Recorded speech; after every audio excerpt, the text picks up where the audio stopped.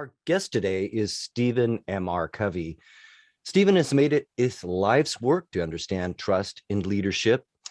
A Harvard MBA, he is the former CEO of the Covey Leadership Center, which is the largest leadership development company in the world. More recently, Stephen co-founded and currently leads Franklin Covey's Global Speed of Trust practice. He is the New York Times and #1 Wall Street Journal bestselling author of The Speed of Trust and Smart Trust, but he's with us today to talk about his new book, Trust and Inspire: How Truly Great Leaders Unleash Greatness in Others. Stephen, thank you so much for being with us today. In your book, you say that even though our world has changed dramatically, our style of leadership has not, and that the old rules of leadership simply don't apply anymore. How so? What do you mean by that? Well, first of all, it's great to be with you, Kevin, and to be on this Everyday MBA podcast. Really honored. Here's the thing is, you look at all the forces of change that have hit us. The nature of the world has changed through technology. The nature of work has changed. It's far more service-oriented, collaborative, knowledge worker age of collaboration. The nature of the workplace has changed. Work from home, work from anywhere, hybrid, remote, intentionally flexible work. The nature of the workforce has changed. It's got far more diversity than ever before, with as many as 5 generations, completely different expectations. And the nature of choice has changed. We've gone from multiple choice to infinite choice. People have options like they never had before. So all those forces of change have put a premium on 2 key imperatives for any team, any organization. And the first is the need to attract, retain, engage, and inspire the best people. So you win the war for talent. And you're a talent magnet. People want to be with you and they stay with you, and you bring out the best in people. And I'm going to call that, winning in the workplace. And then the second imperative is the need to collaborate and innovate so we stay relevant in a changing, disruptive world, because everything's changing so fast around us. If we're not innovating and collaborating, we're going to fall behind. I'm calling that win in the marketplace. So those are the 2 imperatives that every organization has in front of them: to win in the workplace through a high trust culture that inspires, and to win in the marketplace through collaboration and innovation. And guess what? The old model of leadership, command and control, won't deliver results against those 2 imperatives. You can't command and control your way to a great culture that inspires, and you can't command and control your way to collaboration and innovation. So we need a new way to lead in this new world of work, and I'm calling it trust and inspire, in contrast to the old command and control. That's the idea. The world does seem to be yearning for a change in leadership, at least in the tenor and acumen. Trust and inspire is all about making a shift from the command and control model of leadership to a style of trust and inspire. Can you explain what you mean by trust and inspire? What is that? How does that manifest itself? And perhaps what is one thing that leaders today should stop doing? Yeah. I think the best way to describe trust and inspire is in the contrast to command and control. See, so command and control, you manage people and things. Trust and inspire, you manage things and you lead people. So we're efficient with things, but we're effective with people. And it's very easy to fall into the trap of managing people as if they were things, like in the control model. And that's maybe one key thing you could stop doing. Quit managing people as if they were things. Learn to manage things that lead people. Trust and inspire, is all about inspiration. Command and control is all motivation. See, motivation is extrinsic, it's external. So it's carrot and stick type thing. More carrots, more rewards, more sticks or punishments, consequences. And that will motivate people to get more rewards. But trust and inspire is about inspiration. It's intrinsic. It's inside of people. To inspire means to breathe life into. So ignite the fire within. And that can burn on for months, if not years. Whereas with motivation, I got to constantly be feeding the hungry bear, provide more rewards, more carrots, more sticks type of thing. Command and control is kind of a mechanistic, machinist point of view. I'm tinkering, Trust and inspire, it's an organic. I'm a gardener. I'm trying to create the conditions for the seeds to flourish. The seeds are the people. The power is in the seed. The power is in the people. The life is in the people. And I'm trying to create the conditions for the people to flourish. Command and control, is about compliance. Trust and inspire is about eliciting commitment, which includes compliance, but so much more about doing the right thing. So it's really how we view people. We see people as whole people capable of greatness, or do we see people as limited that need to be contained and controlled? And how we view leadership. Do we view leadership as a position or leadership as stewardship, as responsibility, not rights? And so it's a mindset of how we view people, how we view leadership. And I think the biggest takeaway is this whole idea of, yes, we need great management. We need great management of things, of processes, of systems, of structures, of inventories, of technologies. But people don't want to be managed. People want to be led. So let's make sure we have great management of things and great leadership of people. And the watch out is to not manage people as if they were things. And if you do that, you'll end up with no people and lots of things, because they'll leave, they'll go elsewhere where they feel trusted, where they feel inspired. So how do I do that? What about our listeners that may be becoming leaders for the first time, or maybe they have been leaders and recognize that the world has changed? How can we start to define our skills and our leadership style to follow this trust and inspire model of leadership? Yeah, I think it first starts with our paradigm, the fundamental beliefs of making sure that we see the greatness inside of everyone, not just inside of some. Even our whole systems and structures are designed around, you fill out a employee survey and, who are our high potentials, and then everybody else. And, just the whole idea of some people have greatness, others don't. And then the whole idea that people are economic beings, that's only part of the equation. People are whole people. They not only have back and hands, a body that you can reward, but they also have a heart. They have a desire to connect, a mind. They have a desire to contribute and develop, and they're a whole person, a spirit. So a desire to matter. So we're trying to inspire, not just motivate. So it starts with how we view people and how we view leadership. And when you see people holistically, and when you see people, the greatness inside of people, then you can then act in accordance with that. And you start to treat people more according to their potential, not just their current behavior. And then you start to become more that person. And so if you start with your mindset, that's the first step. And then you want to move into your actions, that you make sure that, you are modeling the behavior and that you are extending trust to people. It's not enough just to be trustworthy. We also have to be trusting as leaders. And then we can even inspire people by connecting with them, with caring and belonging, and also connecting people to purpose and to meaning and to contribution. So you're trying to find the ways of saying, as a leader, part of my job, part of my stewardship is to inspire those who I'm leading. And so it really comes back to a broad, a fundamental paradigm of how I view people, how I view leadership. And I want to, again, be efficient with things, effective with people, by modeling, by trusting, by inspiring. And this is the kind of leadership that's needed.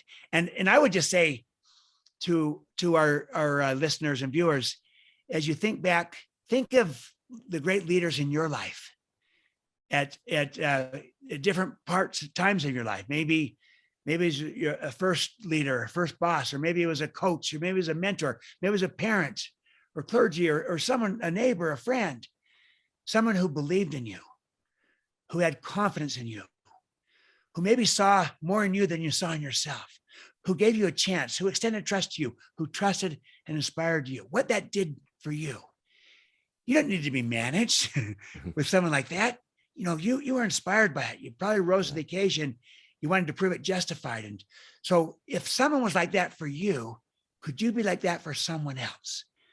Versus a leader that was very commanding and controlling and tried to contain you and dictate to you and didn't involve you.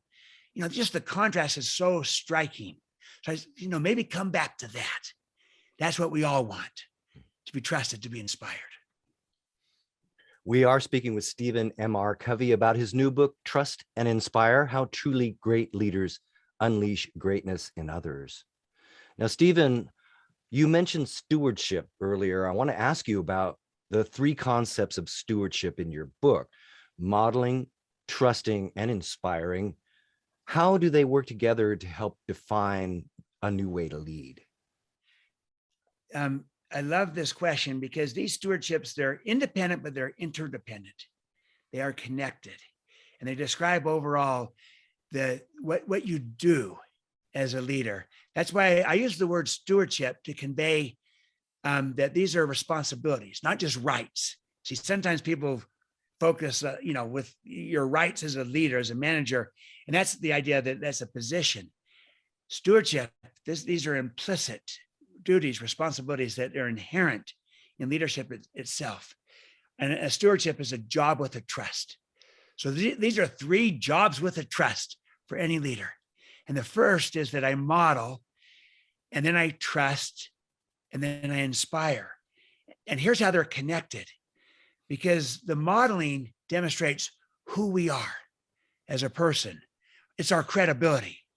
And the stronger a model we are, and the more we lead out by going first, the more people will be able to, we can mentor them, we can coach them because they see in us a model, and that inspires them.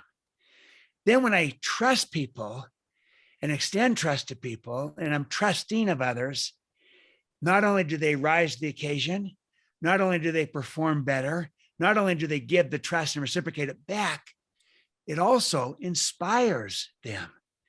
To be trusted is the most inspiring form of human motivation. So sometimes people ask, well, how do we inspire people?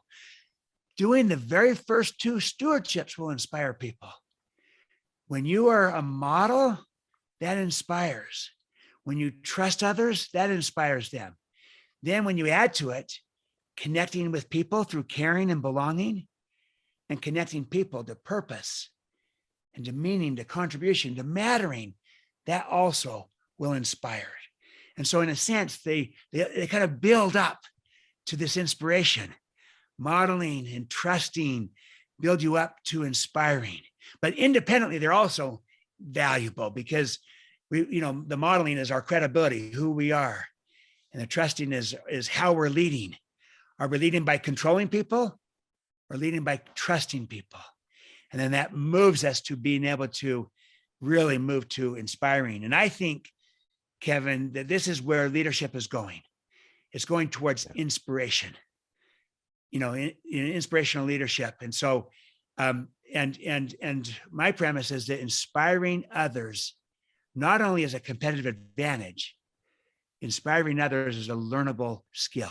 Everyone can inspire, not just the charismatic. That's a big idea, I think. There are a number of barriers that you warn about in the book, and one of them I think is incredibly important, especially in large organizations with multiple leaders, multiple layers of leaders. And it's this idea or the notion of the fear of letting go or losing control as a leader, or maybe losing face or status as a leader. A lot of folks that are leaders, especially in large organizations, that sort of their identity maybe is sort of wrapped up in the fact that they're the boss or whatever, what have you. How do we address this and overcome these types of mindset barriers, especially within large organizations where there are multiple layers of leadership and a culture that needs to perhaps change to one that is more trusting and inspiring? Yeah, no, these barriers are very real. And you're exactly right, Kevin. In certain organizations, industries, they could be heavy command and control. The whole industry could be command and control with heavy regulation, heavy compliance. The whole company could be command and control. And it's hard to be trust and inspire in a command and control world, in a command and control company. And so these are barriers that, this might not work here. But the big barrier I think you've identified is the fear-based one. What if it doesn't work? What if I lose control? I'm responsible. And if I trust people, it may not work and I'm held accountable, or what if I lose my identity? This is who I am. This is what I know. This is what I'm good at. So that's why I focus on kind of overcoming these barriers. And the key to overcoming the barriers is first to focus on your fundamental beliefs of how you view people, how you view leadership, so that gives you a grounding and a rooting in a paradigm that is more complete, more accurate, more relevant about people and leadership. There's that expression, the map is not the territory. The map is meant to represent the territory, but it's not the territory itself. A paradigm is a map, a mental map of how we view people and leadership. It may or may not represent the reality. And so a trust and inspire paradigm is a mental map that is more accurate, more complete, that people are whole people, not just economic beings. And so inspiring is better than motivating when they're not just economic beings. If they were only economic beings, then motivation is sufficient. But they want to matter. They want to connect. They want to contribute. They want to have caring and belonging. And so inspiring is better. And this helps me ground me. It gives me confidence to move forward. And so it starts with our paradigm. But I would say this, probably the best way to overcome the fear is the whole idea that we can build the agreement together with our people where we don't lose control.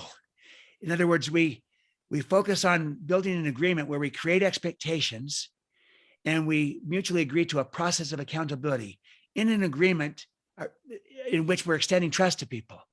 But it's not a blind trust that just without expectations or accountability. No, it's a smart trust with expectations built in around what we're trying to accomplish and the guidelines to work within the parameters, the resources that we have, and then a process for accountability. How will we know how we're doing against the objectives? And what are the consequences, implications of that? So that it's built in. And then the agreement governs. And there's actually more control in a trust and inspire culture with agreements than there is in a command and control culture with rules. You can't come up with enough rules for people who you can't trust. But you build a culture with norms and expectations like Netflix has done. They call it freedom and responsibility. And they give enormous trust, freedom to people, but they also have enormous responsibility. But they don't do it through controls. They do it through context, through expectations, through accountability, through agreements. And there's actually more control in that than had they just tried to be dictatorial command and control because the culture reinforces it. People reinforce it. When you do it through an agreement, there's great control built in. And that helps people navigate the fear of losing control. You won't lose control. You'll actually have a higher level of control. There'll be self-governance and people will report back against the trust you've given them on how they're doing and they'll perform better. And so it's kind of a paradox that there's actually more control in a trust and inspire culture. It's not weak. It's trust and inspire is not the opposite of command and control. The opposite is abdicate and abandon. Trust and inspire is a third alternative. And it has a lot of control built in without being controlling. It's very strong without being forceful. It is authoritative without being authoritarian. It's decisive without being autocratic. And that's a better kind of leadership that's needed today so that it gives people a bridge to lead in a different way while addressing the fears that we all have to lose control. That's the idea. Is trust and inspiration something that can be measured? And the reason I ask is, suppose I'm a CEO and I am looking to instill a more trusting and inspirational culture in my organization. That needs to trickle down to any number of senior managers and on beyond that. And so through a team consensus of agreement, as you describe, we all want to have a more trusting and inspiring culture. But then how do I measure that as a result and then hold people accountable for that culture change? Is it something I can measure? Absolutely, you can. Trust is a perception. You can measure perceptions. It's done through anonymous surveys. And think about this. We've been measuring engagement for 20, 25 years right now. And it's the perception that people have of a whole variety of things and what effort they're putting forth and such. Similarly, trust is the level of confidence that people have in a team, in a culture, in a strategy, in a leadership. And you can measure that through anonymous surveys where you not only understand the level of trust, but also the components. Why? Because it's one thing if there's low trust, say, because of lack of character. Another thing if there's low trust because of lack of competence. Or what if there's a lack of openness or transparency or straight talk, a number of different behaviors. So you can understand not only the level of trust, but the components that drive the trust, the lead measures that will drive the lag measure of the level of trust and move it. So you can measure it. Similarly, you can measure inspiration. And I think inspiration is the new frontier, the next frontier of engagement. How so? Well, in this sense, a study from Bain showed that inspired employees are 56% more productive than engaged employees and 125% more productive than merely satisfied employees. So we know satisfaction is not enough. So now we move to engagement, and that's a lot better than satisfaction when you engage your employees. But there's another frontier that is measuring, there's another gear, another level of productivity that is possible. But I would also say not only will you get greater productivity when people are inspired, you'll also have greater well-being, greater energy, greater joy. So it's not only good for the organization, it's good for the person. And we're not just trying to get more out of them, we're trying to also create a better life for them. Greater well-being, greater energy, greater joy when people feel inspired. And so it's almost like another frontier of engagement, the next level. And I think it's where, to use the Wayne Gretzky metaphor, where he was asked, what makes you so great at hockey? He says, I skate to where the puck is going to be, not to where it's been. I think the puck in leadership is going towards inspiration, and you can measure it. And in fact, Zenger Folkman, they measured 16 leadership competencies that people want in their leaders. And the number one competency that people want to see in their leaders is a leader who inspires them. And yet they're not getting it. And so they want it, they're not getting it. You can measure both trust and inspiration. In society, in our world today, we're dangerously low in both trust and inspiration. So we need this in our world. We need this in our organizations, on our teams. It's a better way to lead. And it's movable, it's learnable, it's measurable. We can get good at this. I think this is where leadership is going. And the old command and control is not relevant. It's past its expiration date. It doesn't work anymore, as if it ever really fully did in the past. I think we got some, progress out of it, but there's so much more that's possible that a new kind of leadership will draw out. You can't push it out, you pull it out. That's why trust and inspire, it's compelling, not compulsory. Command and control is compulsory. We are with Stephen MR Covey talking about his new book, Trust and Inspire, How Truly Great Leaders Unleash Greatness in Others. Stephen, we have reached the action item round of the show. I'm wondering if you could please provide us with 3 quick action items that our listeners can do to begin to take advantage of the ideas and advice in your book. Here's 3 quick things that any of us can focus on and do. It's all around those 3 stewardships. You model, you trust, you inspire. So you model by going first. Someone needs to go first. Leaders go first. Model the behavior that you're seeking on your team. Model the values that you're living in your organization. Model humility and courage. Go first. Don't wait on others. Leaders go first. So that's the first one. Modeling. Model the behavior by going first. Second, trust others.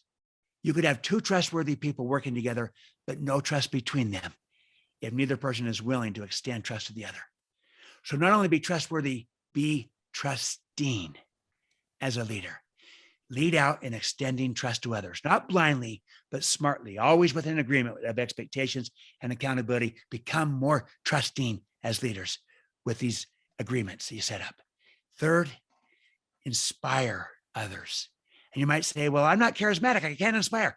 Everyone can inspire. Inspiring is a learnable skill. How do you inspire? By connecting with people through caring and belonging, and then connecting people to purpose and to meaning and to contribution. That inspires.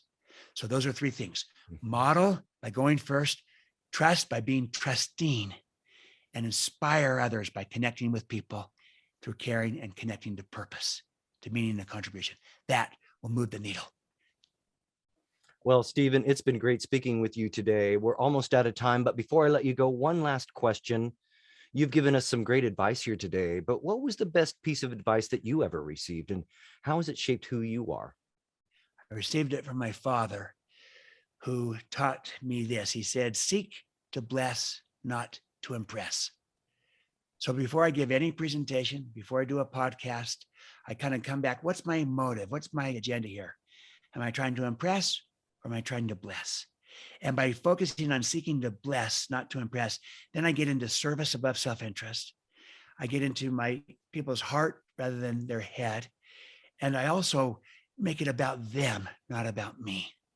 And the more I focus on that, I find that I actually do a better job, because my motive is to serve, not to aggrandize or self-interest. I was with Pepperdine University, their business school, Graziato School of Business. They say we are about creating not best in the world leaders, but best for the world leaders. Best for the world leaders. In other words, they're about blessing, not just impressing. Seek to bless, not to impress. Service above self-interest. That is Stephen MR Covey. Get his book, Trust and Inspire: How Truly Great Leaders Unleash Greatness in Others. Stephen, thank you so much for being our guest today on Everyday MBA. Thank you, Kevin. Wonderful to be with you and to do this podcast with you today. Thank you to all our listeners.